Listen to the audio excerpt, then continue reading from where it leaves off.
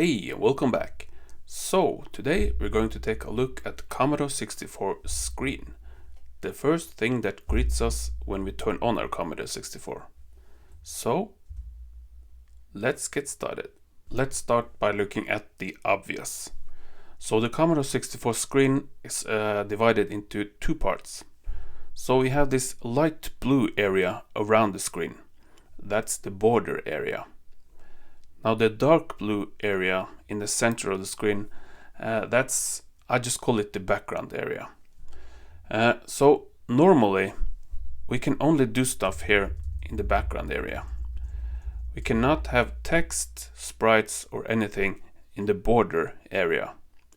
Now I say normally because there are some fancy tricks that will let you have sprites and do all kinds of crazy stuff in the border area. We will not be looking at that, except for this short demo by Hokuto Force.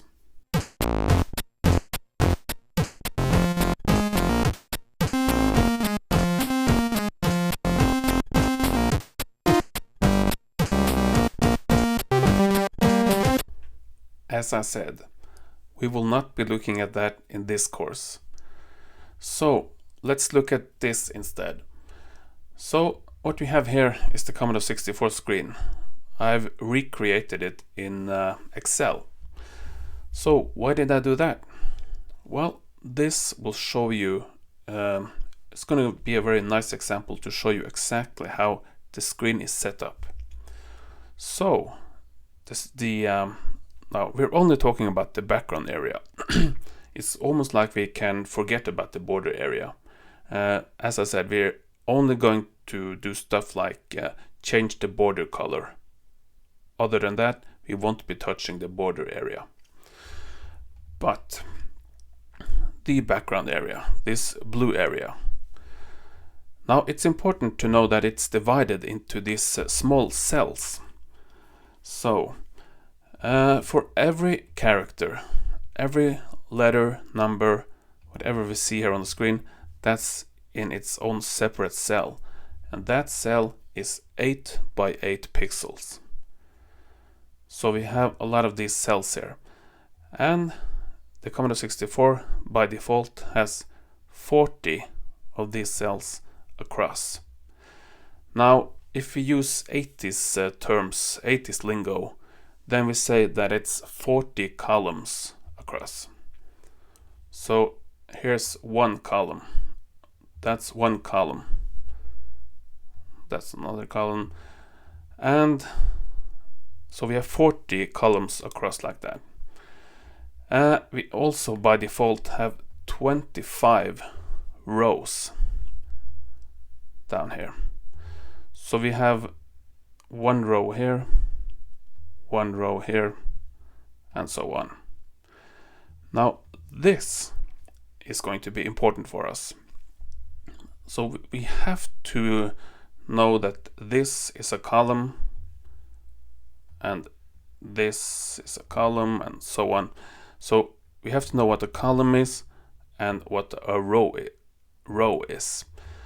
The reason for that is that when we're going to start making our backgrounds, drawing our levels, we need to know about this so that we can program something to draw the background based on columns and rows. So oftentimes you would see columns with just COLS, cols. Well, let's come back to that later. But the point here is we have 40 columns across, we have 25 rows down. So 40 times 25, that's 1000. So there are 1000 cells here in this area that I call the background area. 1000 cells that we can have letters, numbers, whatever in. Okay, now here's the fun part.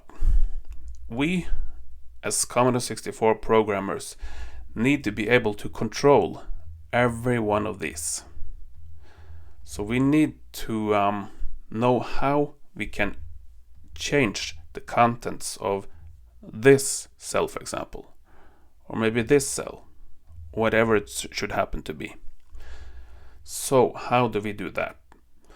Well, this is where it gets a little bit technical, but don't worry, we have talked a lot about the Commodore 64 RAM, so you can handle this, no problem. So you remember when we were looking at this, the Commodore 64 RAM and some ROMs.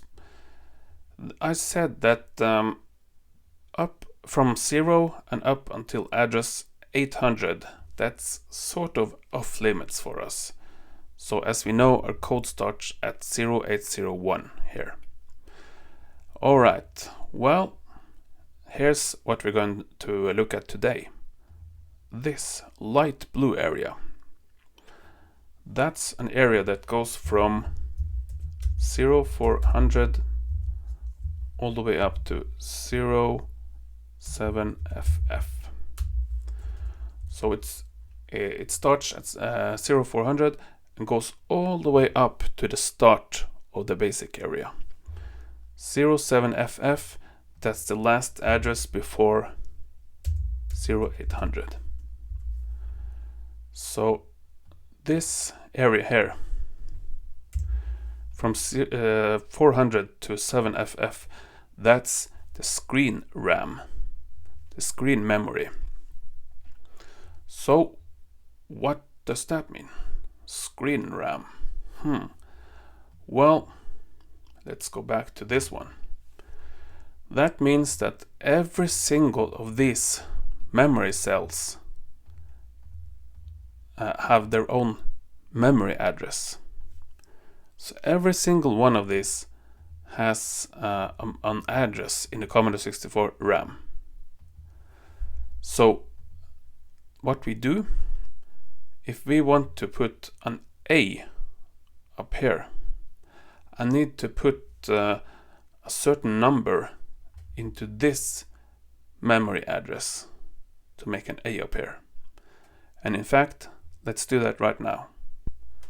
Let's start the normal way by writing basic start 2. Let's see, main and main, like that. So the screen RAM, I want to get an A at the top left of my screen. How can I do that? Well, first of all, what memory address was that? Well, remember, screen RAM starts at 0400. That's the start of screen RAM. And that's this address. Let's just make it another color for now.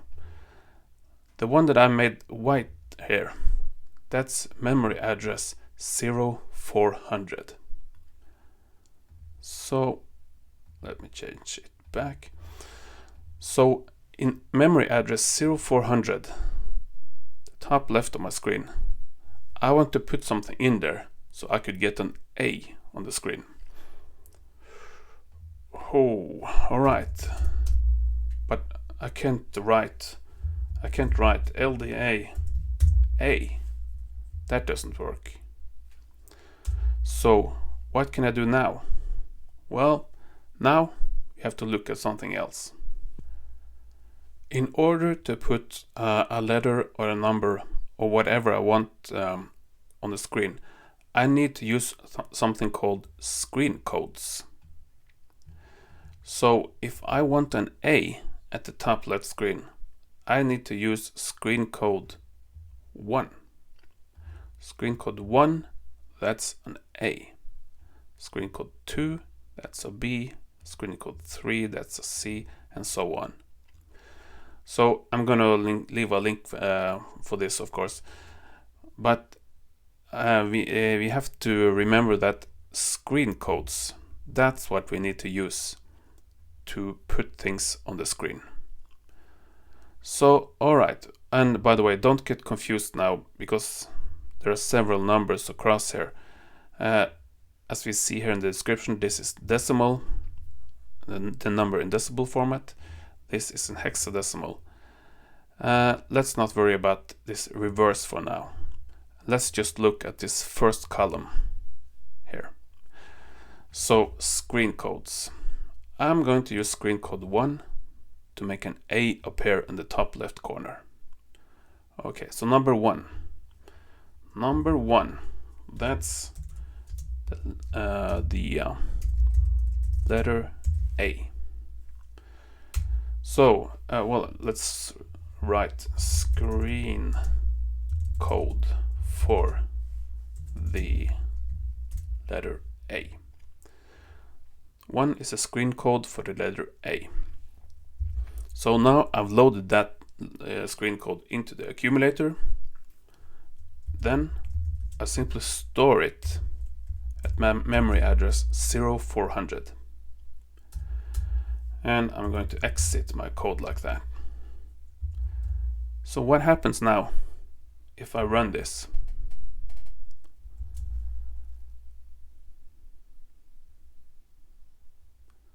Look at that. I got an A here in the top left corner.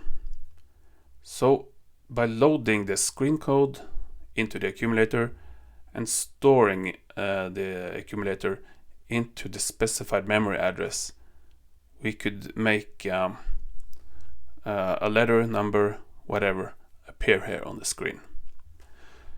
So this is, as I said, super important, because this is how we are going to draw our levels.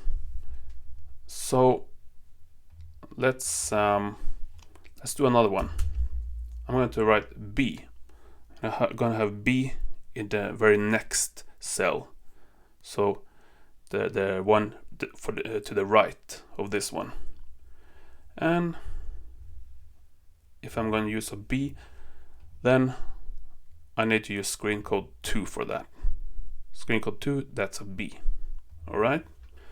LDA 2. That's the screen code for the letter B.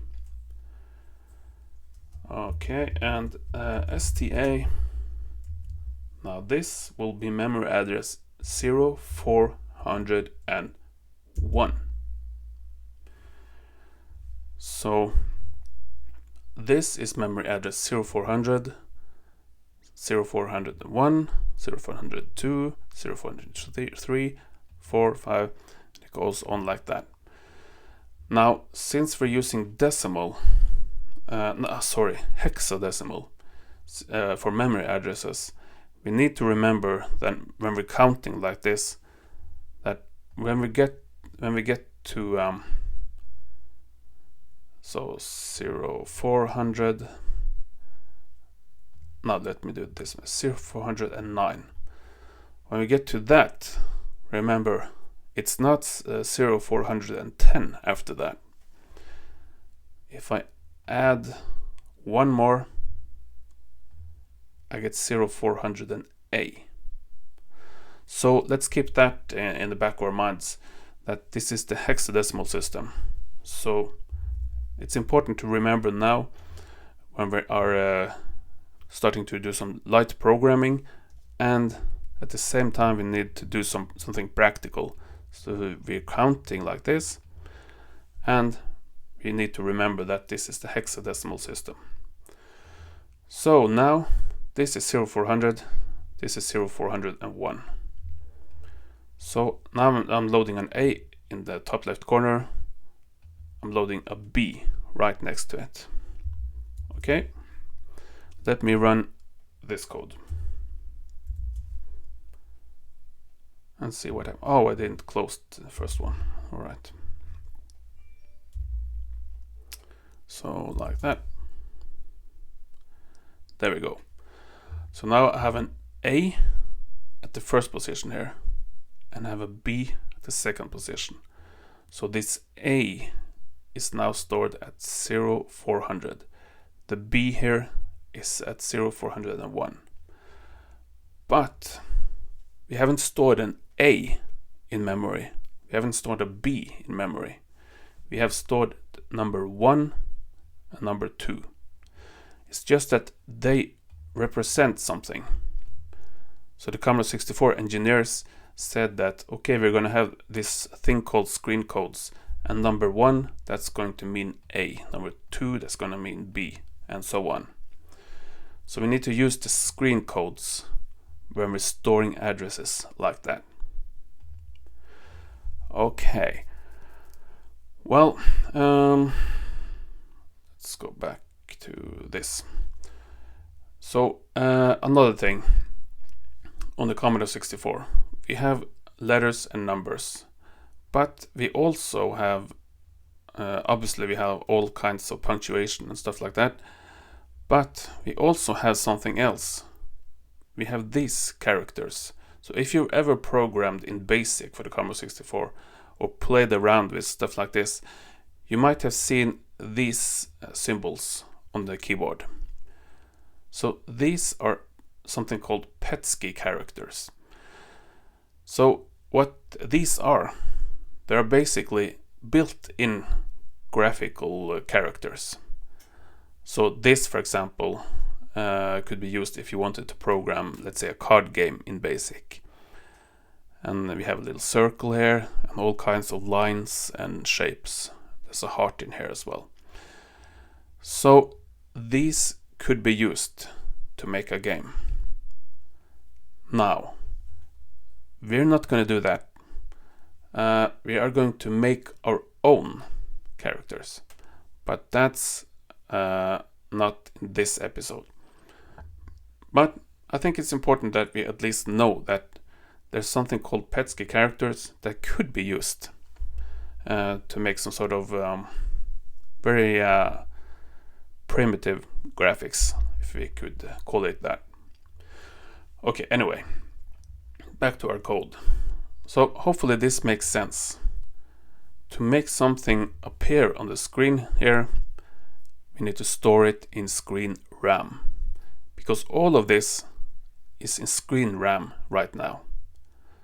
So if we would look at this memory address, I'm not going to count what memory address that is, but if we looked inside the Commodore 64 memory right now and looked at the position of this C here, what would we see?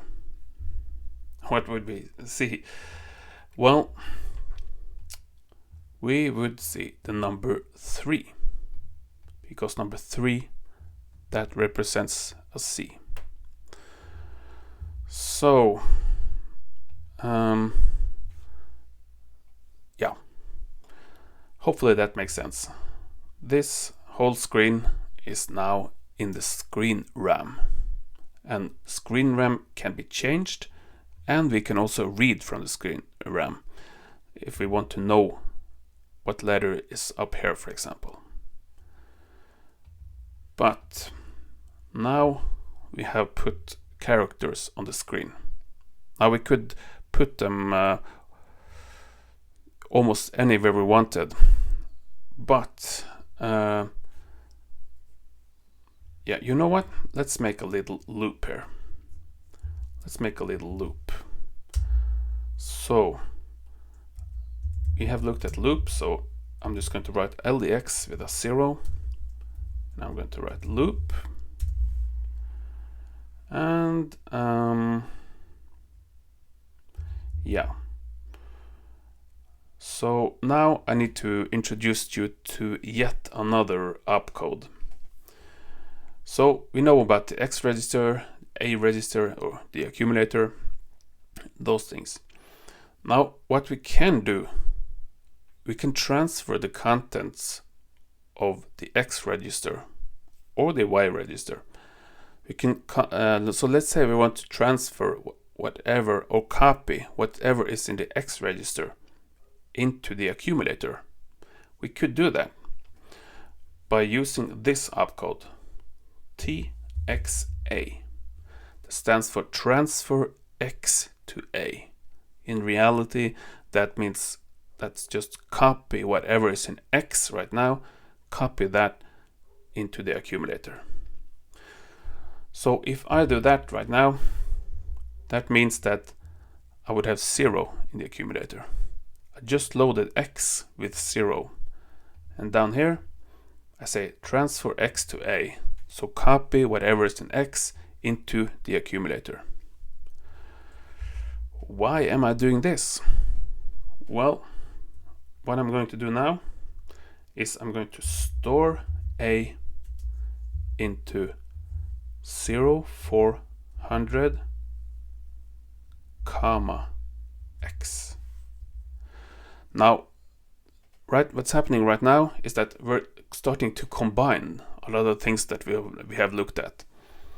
This thing might look a little strange, but if you think back to the episode where we talked about tables, then it might look familiar. But we didn't use memory addresses then. We did something like that. We used a label instead. But remember, a label is just a memory address. So it's exactly the same thing. So what I'm doing right now is that I'm first of all loading X with 0. That's no problem. But here in the loop, I'm transferring whatever's in X to the accumulator, copying it over. Then I'm storing that into the screen RAM with X as an offset. Right now, X is 0, which means that we're just storing that in the first memory address 400. Now after that, I'm going to say INX, increase X. So this is going to go up by 1, from 0 to 1. INX, increase X. Alright, after that I'm going to say CPX, compare what's in X with, I'm going to say 255. So down here I'm comparing what's in X to the number 255. And I'm going to say branch if not equal. So if the number inside X is not 255, then branch if not equal, then we go back here to loop. And we do it all over again. Now I'm just going to loop now. I'm not going to this position, right? So we're only loading X with 0 the first time. Then we're going down here, transferring that to the accumulator, storing that in the memory address with the X offset, increasing X by 1, comparing it, whatever's in X, to 255. If those numbers are not equal, branch if not equal, we go back up here. So we increased X by 1. So now X is, what's inside X now is 1. So when I say transfer X to A here, that means now I'm transferring the number 1 into the accumulator, because that's what was inside the X register. Transfer X to A, so 1 to the accumulator, store that into memory address 400, X. Now, this time, I'm storing it in practice, this would be memory address 0401, because of the offset here. Remember, at this point in time, the X contains a 1. And if you remember from the tables, we add that to this number. So you're going to store now in memory address 0401. Then we do the same thing again. Increase X by 1, compare it to 255, branch if not equal to loop. Alright, so hopefully that makes sense. This is our first piece of code that's, I don't want to say complicated, but now we're starting to combine a lot of stuff. So hopefully you have no problem following along. Okay, let me save this now and run my code. Oh, I didn't close this one. So I'm gonna run my code. Oh, look what happened. So what happened right now? Well, because of my code now, I just wrote every single screen code here. I wrote that to the screen. And every time I did that, it was at a new memory address. Starting at 0400 and going all the way up to, let's see here, going all the way up here until X was 255. And let's see if we do this now, 255, that's FF in hexadecimal. So that means that the last address that I wrote to here now was 0400 and FF. This address. Because when the X was 255 here, well, actually, it's this is not. We actually don't store the last address because we increase X here and compare it to 255 here. So by the time it reaches 255, yeah, you know what? Let's not go that much into detail.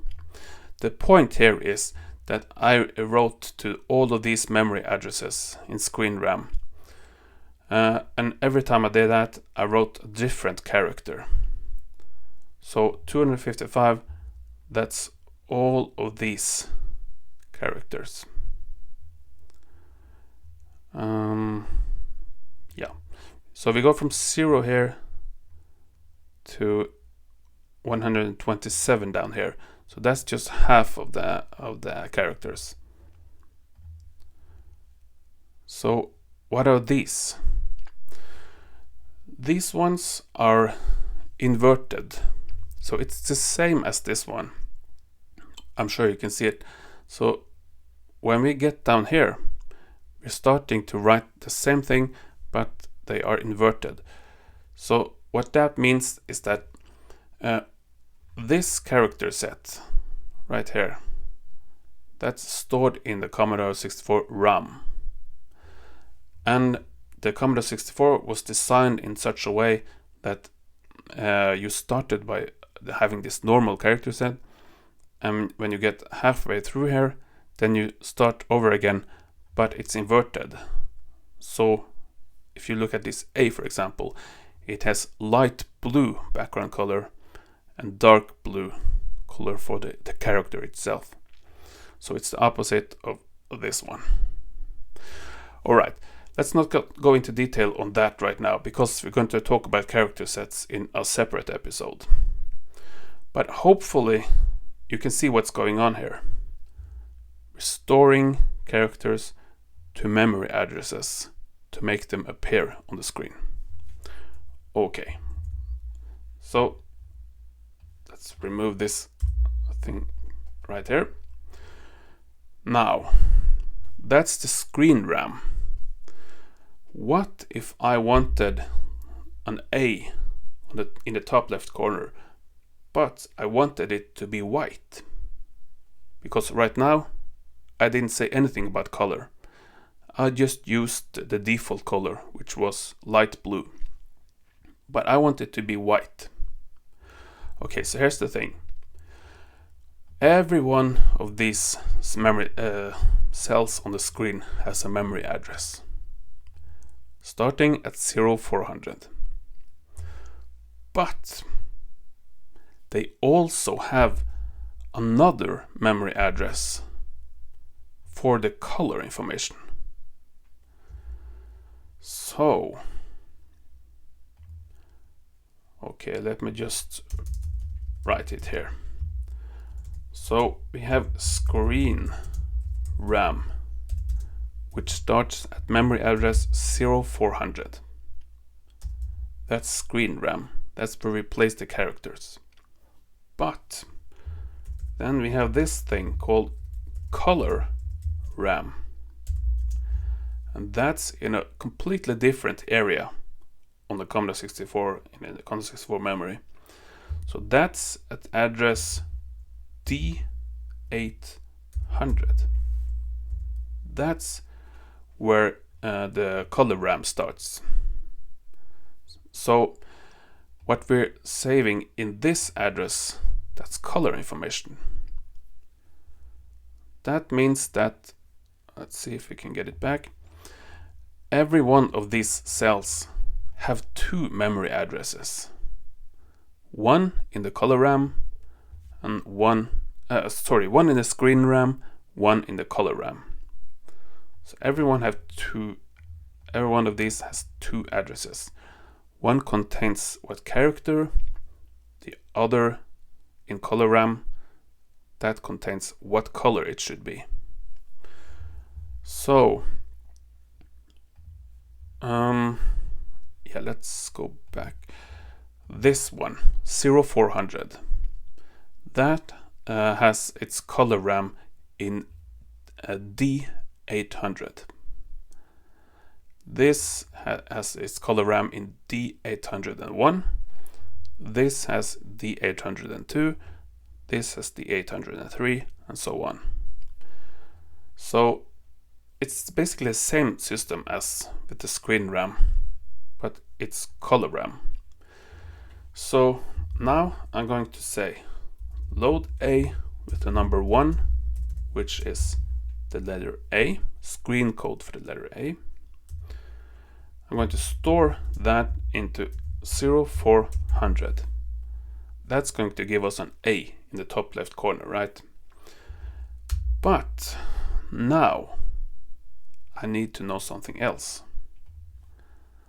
This was screen codes. Now I need to know color codes. So it's pretty simple, really. Once again, we have a number that represents something. So for the screen codes, we have the number 1 that represented an A. But now we're talking about colors. So in this case, number 1 represents white. So we're starting at 0 with black, 1 white, 2 red, and so on. So as I've said before, the Commodore 64 has 16 different colors, and these are those colors. So if I wanted my A to be white, I need to use the color code 1 for that. That means that now, well, let's not use 1 for both of these. Let's do a yellow A. So yellow, that's color code 7. Yellow is color code 7. So now I'm going to load A with 7. Store that in memory address D800. And this is color code for yellow. So now we should see a yellow A in the top left corner. So let's try that.